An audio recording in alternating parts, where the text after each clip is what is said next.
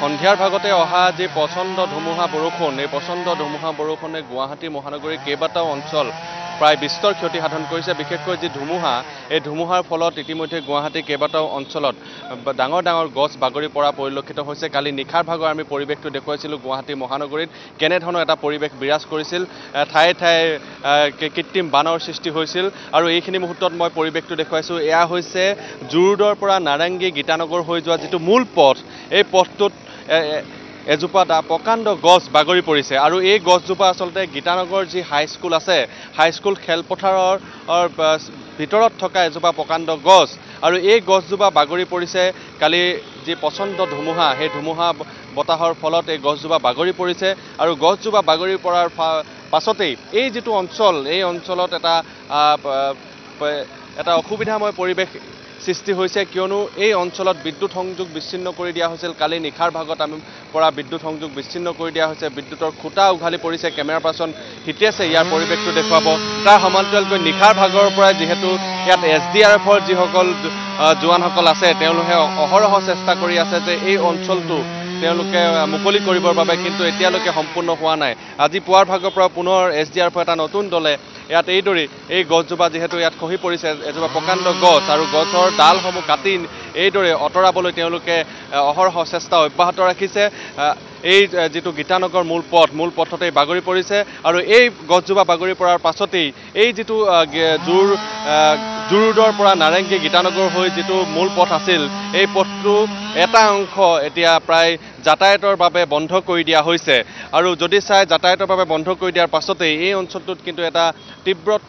যান-জঁটৰ সমস্যাও হৈছিল কিছু সময় পূৰ্বে কিয়নো এটা অংশ বন্ধ কৰি ৰখা হৈছে আৰু বিদ্যুৎ সংযোগ ইতিমধ্যে বিচ্ছিন্ন হৈ পৰিছে ইয়াৰ যেটো বিদ্যুতৰ খুঁটা আছিল খুঁটা উঘালি পৰিছে গছজোপা পৰাৰ লগে লগে বিদ্যুতৰ যিসমূহ তাঁৰ আছিল এই তাঁৰসমূহ ইয়াত বাগৰি পৰিছে ৰাজপথত আৰু কালি নিশাৰ পৰাই ইয়াত বিদ্যুৎ সংযোগ বিচ্ছিন্ন কৰি ৰখা হৈছে এইখিনি মুহূৰ্তত মই গীতানগৰৰ এই পৰিৱেশটো দেখুৱাইছোঁ পুনৰবাৰ এই যেটো পথ এই পথটোত এতিয়া সম্পূৰ্ণৰূপে বন্ধ হৈ পৰিছে এই পথেৰে যদি কোনোবা আহিম বুলি ভাবিছিল এতিয়া কিন্তু নহাই ভাল বুলি ক'ব পাৰি কিয়নো এই পথটো বন্ধ কৰি দিয়াৰ পাছতে ইয়াত এতিয়া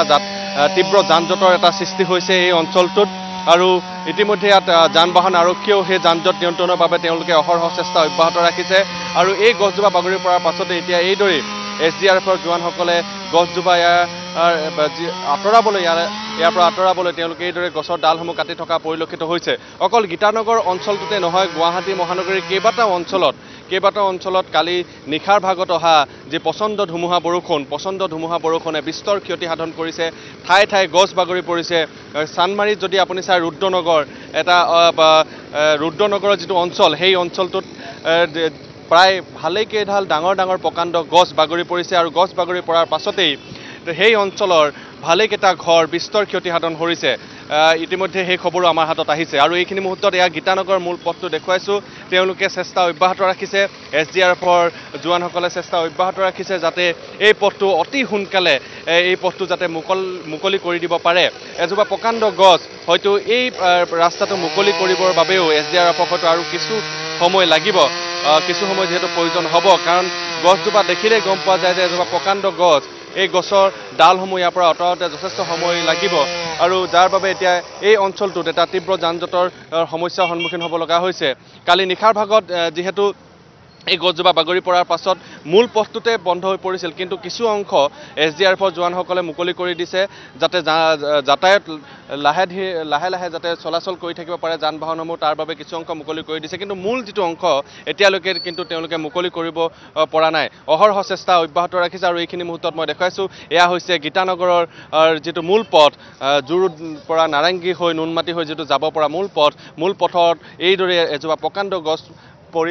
বাগৰি পৰাৰ পাছতেই এতিয়া এইদৰে অঞ্চলটোত তীব্ৰ এটা যান-জঁটৰ সমস্যাৰ লগতে এই যে বিদ্যুৎৰ সংযোগ ইয়াত বিচ্ছিন্ন কৰি দিয়া হৈছে কিমান সময় ধৰি আপোনালোকে গোটেই ইয়াত লাগি আছে কালি নিশাৰ পৰা যেহেতু লাগি আছে কিমান সময় লাগিব পাৰে আৰু মই কিছু কথা পাতিবলৈ যত্ন কৰিম কিমান সময় লাগিব পাৰে আৰু যেহেতু যথেষ্ট কষ্ট হৈছে কালিৰ পৰা আপোনালোকে যিমান পাৰে চেষ্টা অব্যাহত ৰাখিছে অকমান ওলাই আহক সুবিধা হ'ব আৰু কিমান সময় প্ৰয়োজন কিমান ঘণ্টা বুলি ক'লে এতিয়া সঠিককৈ ক'ব নোৱাৰি কেই ঘণ্টা লাগিব তথাপিও চেষ্টা কৰিছোঁ মানে আমি চেষ্টা অব্যাহত ৰাখিছে আপোনালোকে কালিতো 7:10 মানৰ পৰা আমি কামটো কৰিছিলোঁ 1টামান বজালৈ কৰিলোঁ কালি তথাপি এতিয়া ৰাতিপুৱাৰ পৰা কৰিছোঁ আৰু গুৱাহাটী মহানগৰৰ বিভিন্ন ঠাইত এনেধৰণৰ হৈছে আপোনালোকে যিহেতু SDRFৰ যোৱান খবৰ আহিছে নিশ্চয় এই চাই ক'ত হৈছে আৰু কালি আপোনাৰ এইটো গীতানগৰ ইয়াতে হৈছে 2টা হৈছে তাৰপিছত আকৌ নুনমাটিত হৈছে হয় ধন্যবাদ জনাইছোঁ